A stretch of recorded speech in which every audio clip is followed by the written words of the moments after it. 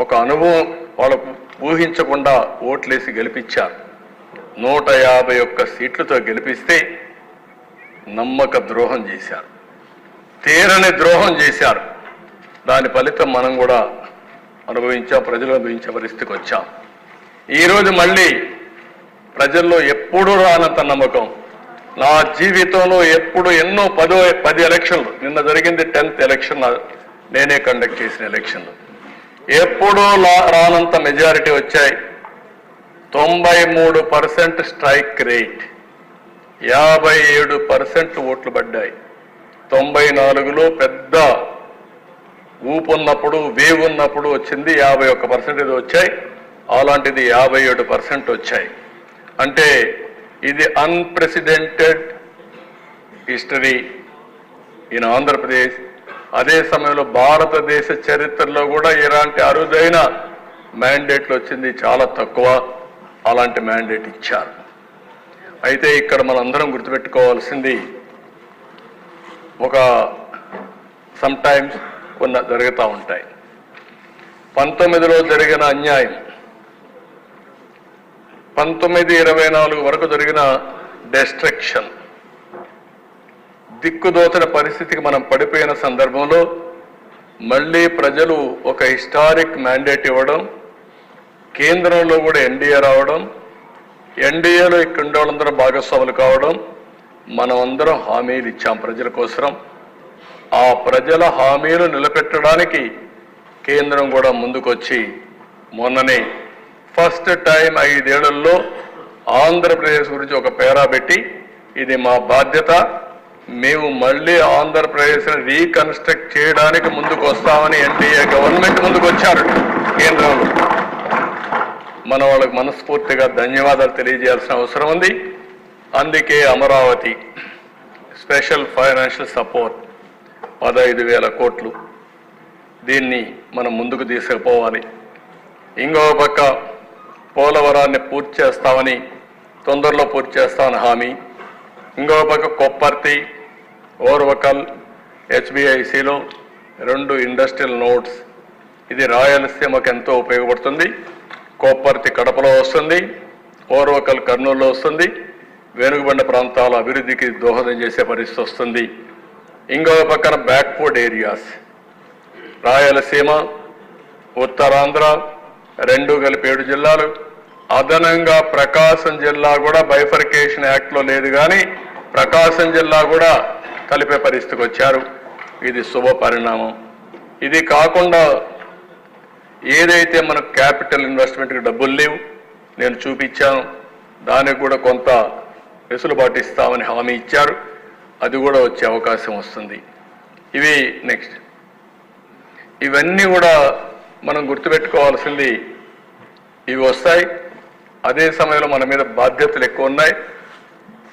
ఈరోజు మనం ఇచ్చిన బాధ్యతలు కూడా నెరవేర్చడానికి ముందుకు పోయాం. మనం ఒక అడుగు ముందుకేసాం తప్ప ఎక్కడ కూడా ఒక అడుగు వెనక్కి వేసే పరిస్థితులు లేవు.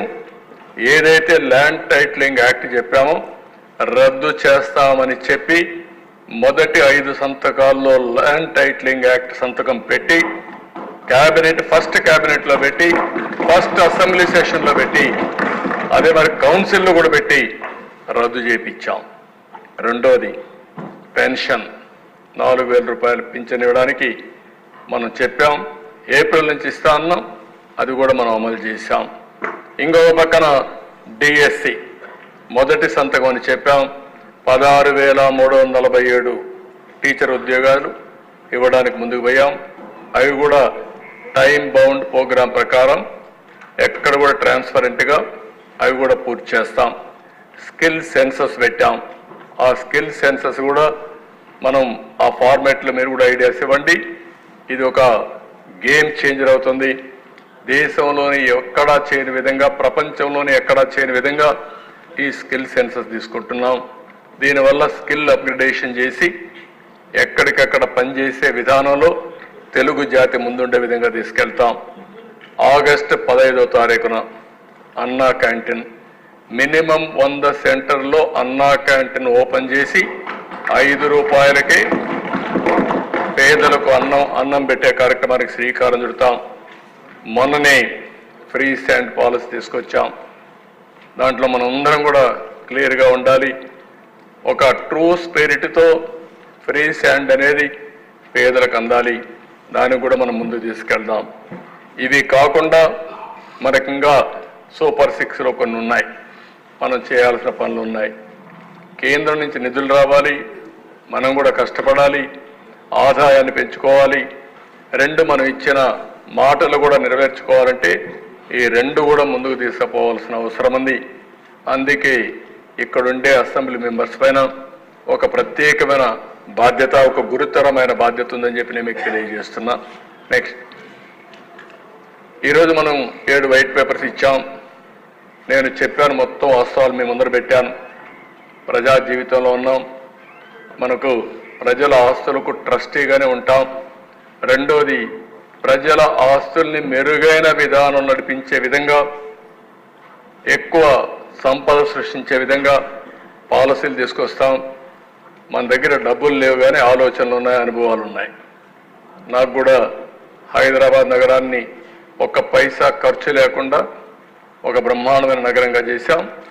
ఒక పక్క నాకు ఆలోచనలు ఉన్నాయి, ఇంకొక పక్క మిత్రుడు పవన్ కళ్యాణ్ గారికి పట్టుదల ఉంది. ఈ రాష్ట్రానికి ఏదో చేయాలని తపన ఉంది, ఆ తపన ముందు నడిపిస్తుంది.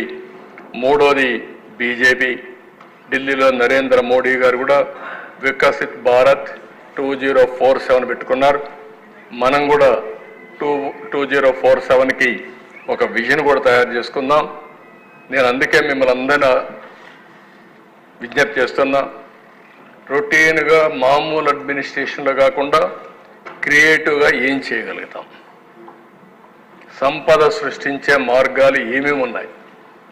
ఇప్పుడు మీరు అక్కడ చూశారు, దగ్గర రోడ్ల మీద 14-19లో పెట్టిన దాంట్లో 20% కూడా పెట్టలేదు. దానివల్ల పర్యవసానం ఏంటి? రోడ్లన్నీ గుంతలు పడిపోయినాయి, ఏ ఊరికి పోయే పరిస్థితి లేదు. ఒక పక్క నేషనల్ హైవేస్ ఈరోజు పర్ఫెక్ట్గా ఉన్నాయి. నేషనల్ హైవే దిగితే ఆంధ్రప్రదేశ్ రోడ్లు ఇంకెక్కడికి పోతా తెలియని పరిస్థితి ఉంది. దీనికి ఒక వినూత్నంగా ఏమైనా ఆలోచించగలుగుతామా? మన దగ్గరుండే డబ్బుల్ని ఏ విధంగా సద్వినియోగం చేయడం కోసం ఇప్పుడు గవర్నమెంట్ ఆఫ్ ఇండియాలో కూడా నీతి ఆయోగ్ కానీ గవర్నమెంట్ ఆఫ్ ఇండియా కానీ కొన్ని ప్రోగ్రాంలు తీసుకొచ్చారు. అవన్నీ కూడా public private partnership, viability gap funding. అంటే ఒక ప్రాజెక్ట్కి ఇంత డబ్బులు అవుతుంది అనుకుంటే ఆ డబ్బుల్లో ఎంత ఆదాయం వస్తుందో ఒక ప్రైవేట్ వ్యక్తి కానీ కోట్ చేసి, ఇప్పుడు నేషనల్ హైవే పాలసీ కూడా అదే. దాని మీద వైబిలిటీ గ్యాప్ ఫండింగ్ తక్కువ వస్తే అది డబ్బుల రూపంలో వాళ్ళకి కాంపన్సేట్ చేయడానికి గవర్నమెంట్ ఆఫ్ ఇండియా ముందుకు వచ్చారు.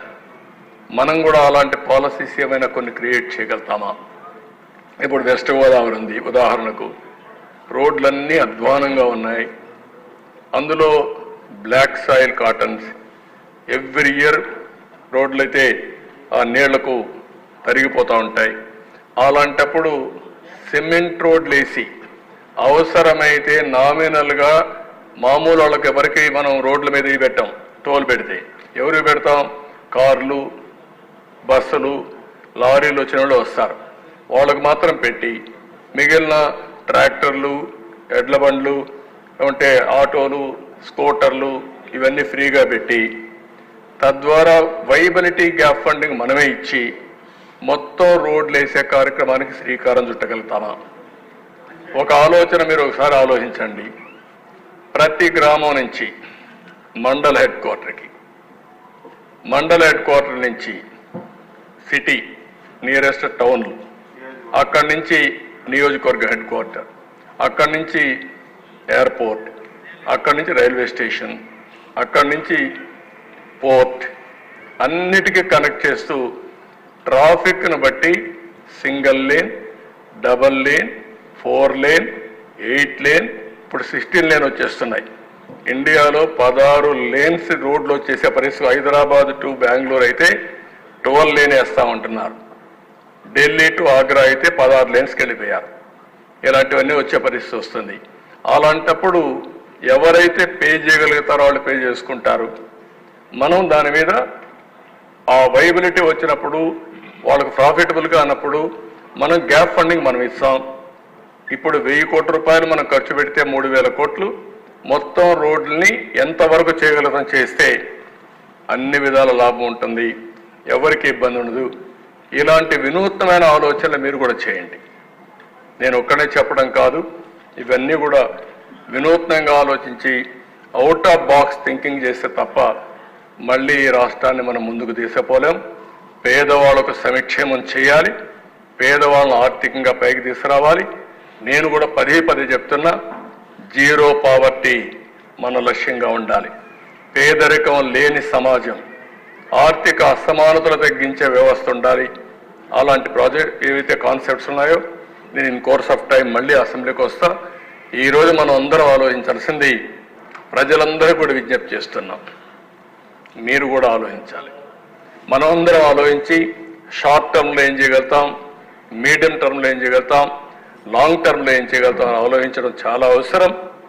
నేను ప్రజలకు విజ్ఞప్తి చేస్తున్నా, ఈ ప్రభుత్వం మీకోసం ఉన్నాం. ప్రతి ఒక్క పైసా మీ సంక్షేమానికి అభివృద్ధి కోసమే ఖర్చు పెడతాం, మీ బాగోగుల కోసమే ఖర్చు పెడతాం. దేశంలో ఏ రాష్ట్రం సంపాదించినంత సంపద సృష్టిస్తాం, ఆదాయాన్ని పెంచుతాం. ఆ ఆదాయాన్ని తిరిగి మీకే చేరవేసే బాధ్యత మేము తీసుకుంటామని మరొక్కసారి స్పష్టం చేస్తున్నాను.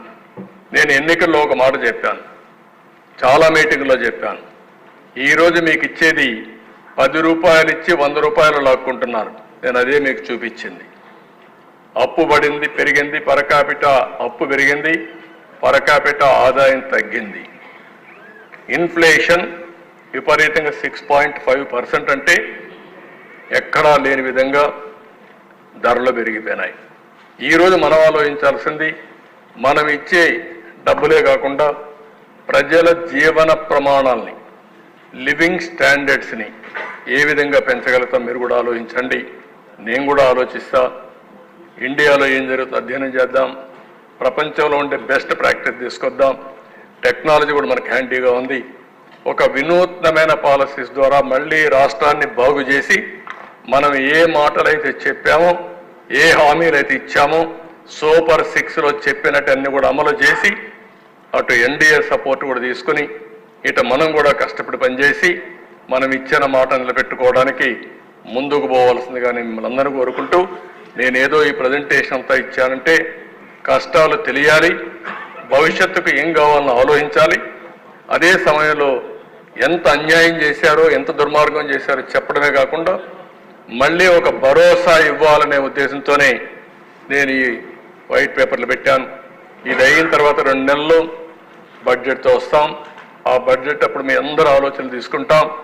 ఫైనల్గా అందరినీ ఒకటే కోరుతున్నాం, మీ నియోజకవర్గాల్లో ప్రజా చైతన్యానికి శ్రీకారం చుట్టండి, చెప్పండి, డిస్కస్ చేయండి.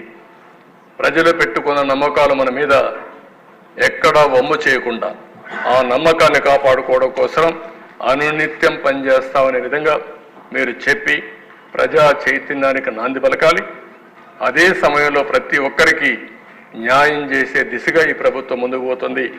మీరందరూ కూడా సహకరించవలసిందిగా మరొక్కసారి కోరుకుంటూ, మనందరి స్టేక్ హోల్డర్స్ ప్రజలు, ఆ ప్రజలకు విజ్ఞప్తి చేస్తున్నాం, మేము మీకు అండగా ఉంటాం. వాస్తవాలు అర్థం చేసుకోండి. ఇదే కానీ గవర్నమెంట్ 19లో కూడా కంటిన్యూ అయింటే ఇన్ని ఇబ్బందులు వచ్చేటివి కాదు. ఒక గవర్నమెంట్ మార్పు ఎన్ని ఇబ్బందులు వచ్చాయి, అన్ని ఇబ్బందులు వచ్చాయి. కానీ గవర్నమెంట్ మారినా పర్వాలేదు, దుర్మార్గులు రాకుండా ఉంటే ఇన్ని ఇబ్బందులు వచ్చేటివి కాదు. 2004లో సమైక్య ఆంధ్రప్రదేశ్ ప్రభుత్వం మారింది, 9లో మళ్ళా ఎలక్షన్స్ అయినాయి, మళ్ళీ 14లో అయినాయి, 14లో విభజన జరిగింది. కానీ తెలంగాణలో పరిపాలించే వ్యక్తులు ఇంత విధ్వంసం చేయలే, ఇంత స్వార్థంతో ఆలోచించలా, ఇంత అవినీతి కూడా చేశారని నాకు అనిపించలేదు. అక్కడ వేరే విధంగా జరుగుంటే మనం ఆరోపణ చేయించాము, కానీ ఇంత పెద్ద ఎత్తున జరిగాయా అంటే ప్రతి ఒక్కరూ కాస్తో కోస్తో అభివృద్ధికి దోహదం చేశారు. ఇక్కడ పూర్తిగా విధ్వంసం జరిగింది. దీన్ని మళ్ళీ రీబిల్డ్ చేయాలి, ఆంధ్రప్రదేశ్ రీకన్స్ట్రక్ట్ చేయాలి. అది చేస్తామని చెప్పి నేను మీకు తెలియజేసుకుంటూ, మనం ఇచ్చిన ప్రతి ఒక్క హామీని నిలబెట్టుకోవడానికి రాత్రింబగళ్ళు పనిచేస్తామని చెప్పి మరొకసారి హామీ ఇస్తూ మీ దగ్గర సెలవు తీసుకుంటున్నాను. జై హింద్.